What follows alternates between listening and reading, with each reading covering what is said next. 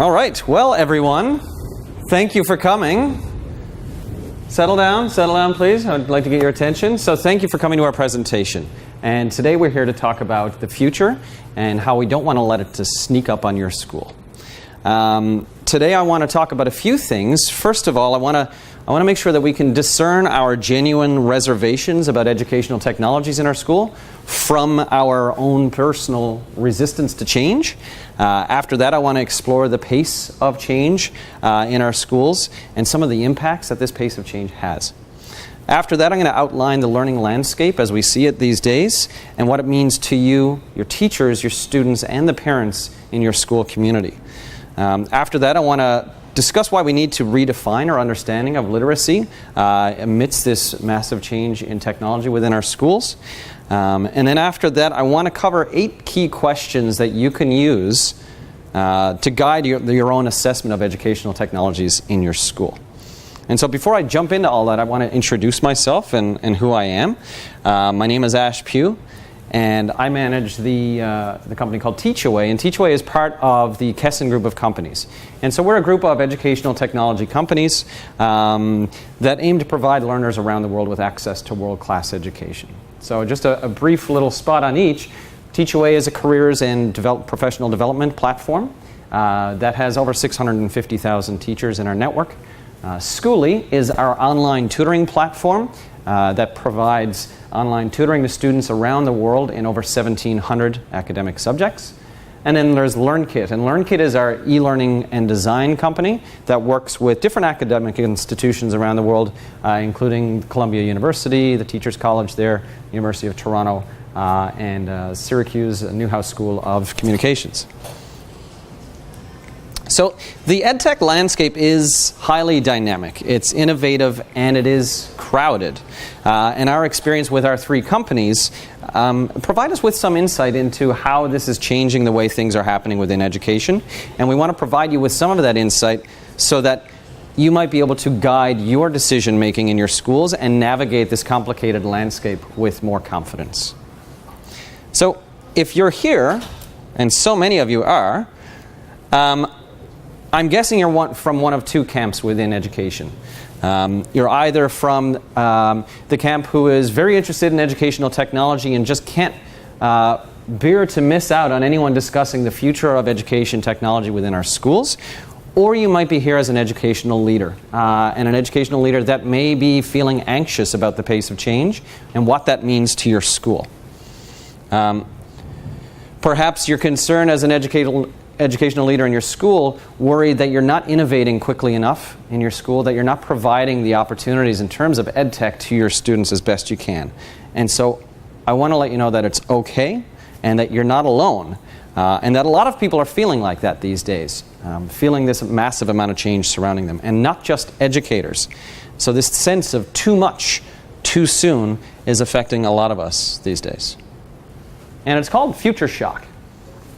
Alvin Toffler wrote the book Future Shock back in the 70s, and he projected and predicted a world whereby the world was happening so fast and the pace of change was happening so quickly in such a short amount of time that people were actually feeling symptoms of shock, and he called it future shock. And that one of the ways that that manifested itself was that people would then turn to nostalgia, and they would turn to a world that was what they perceived as less influenced by change. And that nostalgia, that drive to nostalgia and turning away from the future, while it can be comforting, it's a red herring. And we need to be cautious about it because nostalgia and a drive to nostalgia can be dark, or more pointedly, turning away from what the future is facing us with. And we see how dark that can be today. It's writ large in the news. We're seeing it with Brexit, with groups of people in the UK trying to take their country back. We see it here in America, with people trying to make America great again. And we see similar movements around the world. This drive to nostalgia, the way things used to be. And the dark side of this can manifest itself in xenophobia, isolationism, anti-immigration. All of these things that, and I don't want to run down this rabbit hole, but these are things that are diametrically opposed to the principles that found international education. And so everyone at this conference is here because of that free movement of people and ideas. And these changes and this push towards nostalgia and this isolationism and building of walls is totally against that, and I think we need to be very cautious about where that goes. Neil Postman said something really interesting about this when he was talking about the purpose of public schools. And he discussed in the end of education that public schools didn't serve the public, they themselves created a public. And in the same way, I don't think that international schools serve an international community. In a lot of ways, they create that international community. So where does this kind of nostalgic reaction, what does this look like in education? Well, I think educators feeling nostalgic in the face of change might be thinking of chalky hands and the musty scent of libraries, kids with their nose pressed into books, and not a tablet to be seen, not an app to be seen, not a computer. And it may strike feelings of longing, and they're missing that. And we know that's not the case anymore. But what could possibly be the dark side to that, missing out on this old style of schooling? Well, the dark side of that, the shadow side of that kind of nostalgia is much more simple than the political example before. The way this manifests itself is driving towards nostalgia in education and turning away from the future can lead to students that just don't have the literacy, the digital literacy, to face a modern world and to deal with it. Graduates that lack the basic skills needed to engage with a modern, very technological world.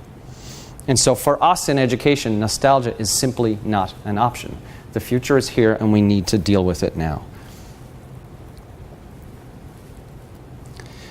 So, anywhere learning, anytime learning, we've heard it a million times before, but really what does that mean for us? We know that learning happens online, it happens in an asynchronous format. We know that teachers and students don't need to be together in the same place or the same time for that learning to happen. And while we all know this, we're coming to grips with what that means for our schools. Our institutions are still coming to grips with it. Our methods of assessment are still coming to grips with it. Our teacher training and pedagogical approaches are still coming to grips with what that means.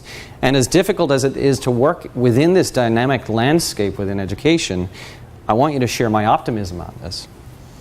Because dealing with education and massive amounts of change within it is not a new story.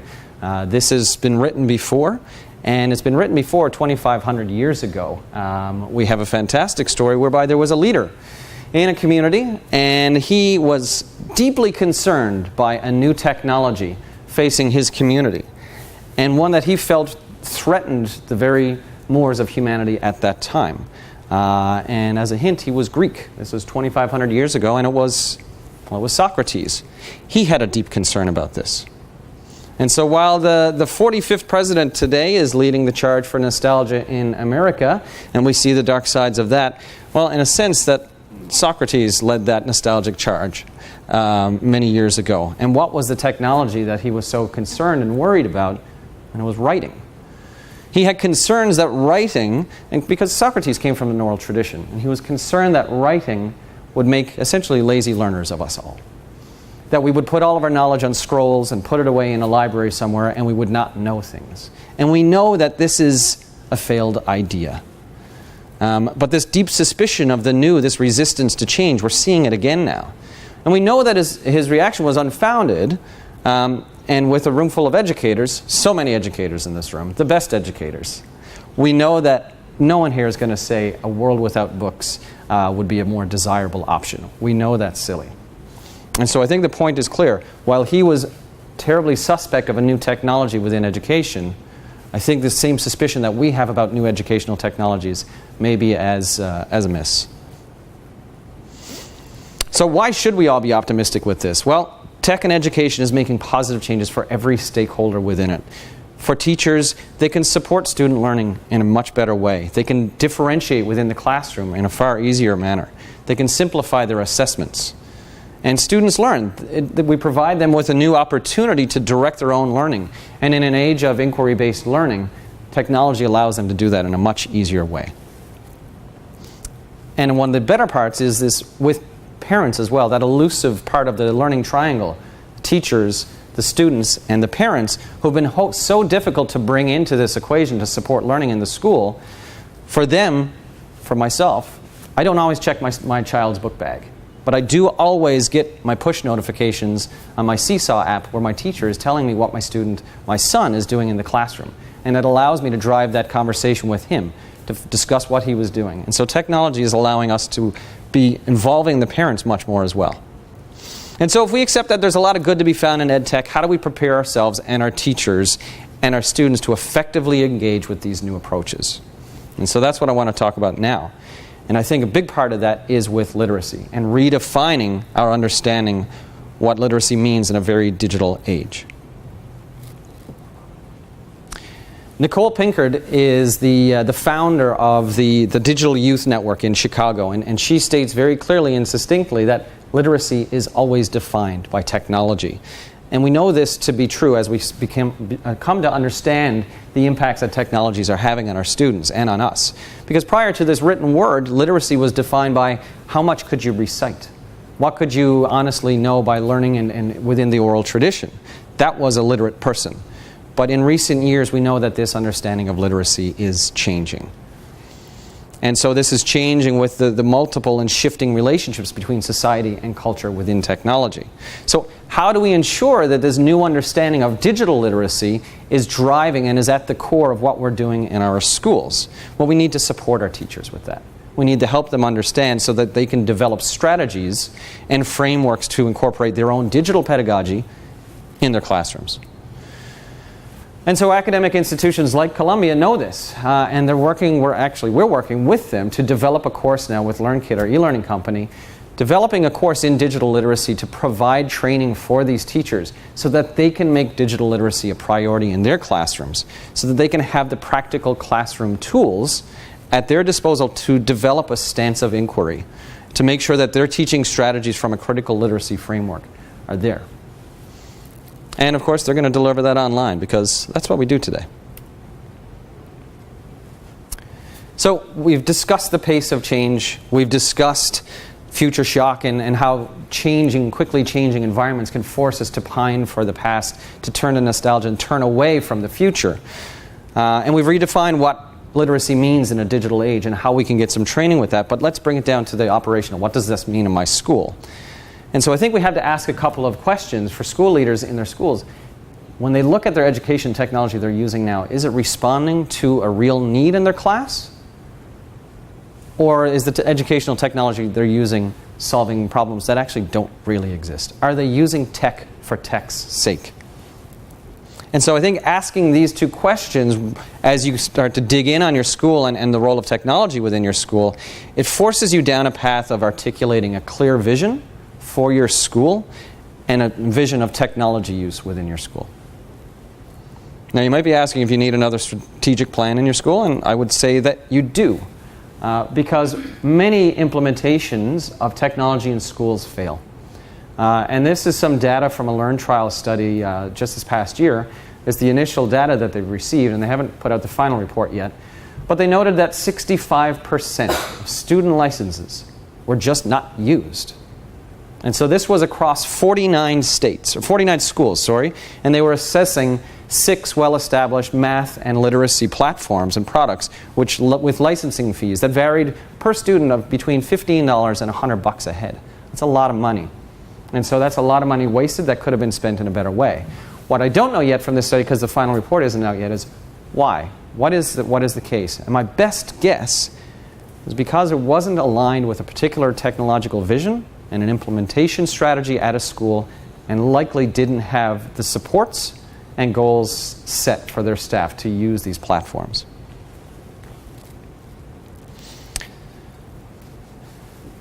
So this lack of a plan in terms of implementing these new technologies, because they're coming at us so fast and furious, we end up with this kind of mess of innovation.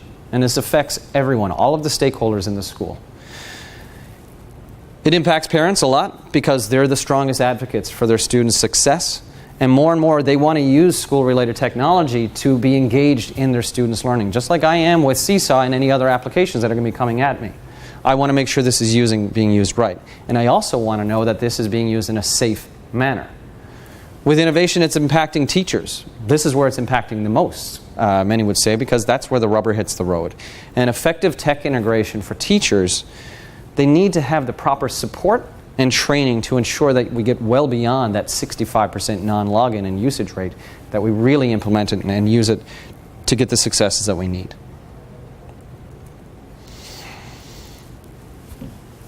For students as well.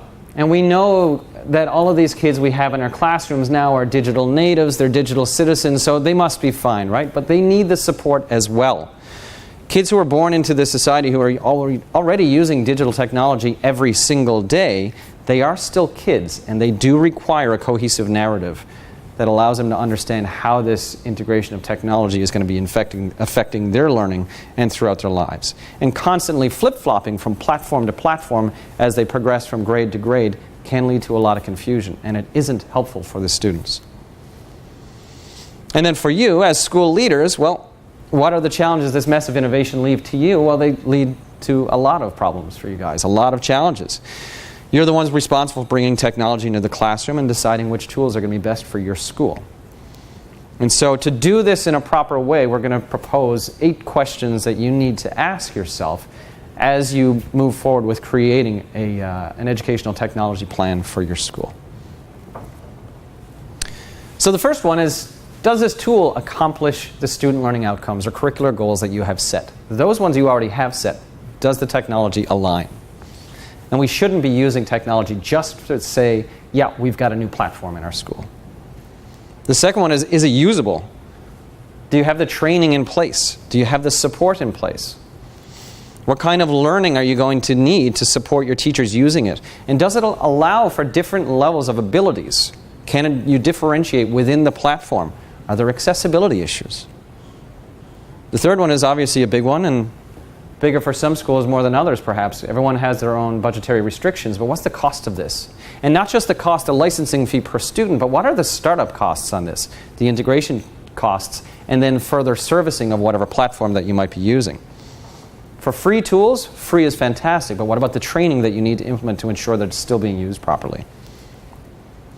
And flexibility is another huge one for this, in that you might just want a tool perhaps for a STEM program at middle school, and that may be fantastic, but how do you scale it beyond that? Once you get to the end goal of that in terms of the age group, can you scale it up? Can you repurpose it? Can you redesign it to address additional school years? And the flexibility also comes with the tools that we're using it on, the actual hardware. Are you using this on your smartphone? Is it Android and iOS capable? Can you use it on your desktop at home? Can everyone be using it, the teachers and the students? The big one is it just a fad? In our space, we see thousands of new education apps live and die every single day. And some of them really are fads, and they're plays just to gather some data. So is it a fad, or is it something that actually solves a problem in your school? And the sixth one is, does it inform your pedagogical approach? Does it offer you a way to monitor how your students are learning and how your teachers are using it, and does it help you better evaluate learning in your school? The seventh one, I think, is especially important, especially here in the international scene, given the events that we've seen over the past few years. Is it safe for children? This should probably be number one, to be honest, especially for different digital platforms that have social components. Is it a closed network? Are other people using this? Is it using a webcam that can potentially be hacked? Is my child going to be exposed to a broader audience of people that I don't want them to be exposed to? And then the last one is, it's safe from a data perspective. A lot of these platforms use data. Actually, before I jump into that, in terms of the safety one for the student safety, this is our platform, and we were pushed a lot of questions when it came to student safety. Because what we have, essentially what we've developed, is something with face-to-face voice and video tutoring online. And so we knew that there were a couple of concerns that parents would have about this. One, we needed to know that all of these teachers, even though they're not in the same city, perhaps not even in the same country with these students, are they vetted? Do they have criminal record checks? Are these sessions being recorded? Can parents log in and see how their child is interacting with a tutor? Are we restricting the exchange of phone numbers and other details and personal data through the platform? And so we've had to make sure that all of these things are taken care of so that we know that the parents can be, they can rest assured with the safety of the product. And so then the data safety. The data safety is important. What is this tech company doing with the data that they gather from these different tech platforms? How are they using that? And with data breaches that we're seeing, even with some of the biggest companies in the world, becoming even more commonplace, it's crucial that your students' information is protected, and we take measures to do so. So they're the 8 essential questions that we think people should be asking. I'm sure you have questions of your own, but we think they're very helpful in terms of at least framing the conversation as you assess new ones. But as you start to walk down that road of implementing a new tech plan for your school, I think it's important to keep some other things in mind.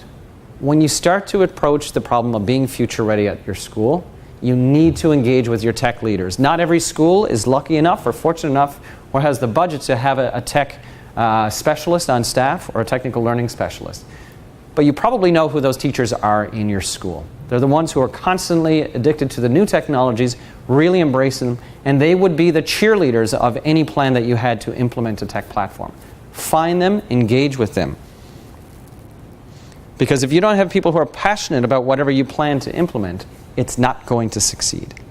You got to seek out recommendations as you're doing this. So whether that's from other school leaders or education blogs, some ways that you can compare these things. A lot of fantastic reading and comparisons on forums like EdSurge. Common Sense Education is a really fantastic not-for-profit that essentially does this. They really outline and assess a lot of these new tech platforms, and you may already know of them, but if not, you should check them out. The third one is look for free tools. Find some free alternatives before you really jump in the deep end with a multi-year high cost per student. Check some of the free ones. And that allows you to not only keep your costs down, but you can also see where the hiccups are going to be in terms of the tech implementation. And then you can better fine-tune your plan before you really take a deep dive on any cost. Some of the free platforms that we see a lot of schools using, ClassDojo is a really popular one, a behavior management platform. Slack, a lot of schools are using. We use that in our organizations as well in terms of collaboration. And Google Classroom, we know that's immensely popular. And then the fifth one is look out for privacy policies. And this kind of harkens back to the data security and the child safety one. What are these tech companies doing with your data? How do they want to treat privacy when they create these tools? And so one of the things that we know is out there is the Student Privacy Pledge that well over 200 tech companies, ed tech companies, have signed on to make commitments as to what they would do with the data, what they would not do with the data. And so many of the really leading solid tech platforms you'll see have signed onto this and committed themselves to student privacy. We've done the same with Schooly to ensure that we're keeping that private and we commit to that cause as well. So always a good logo. You'll probably see that at the bottom of someone's website.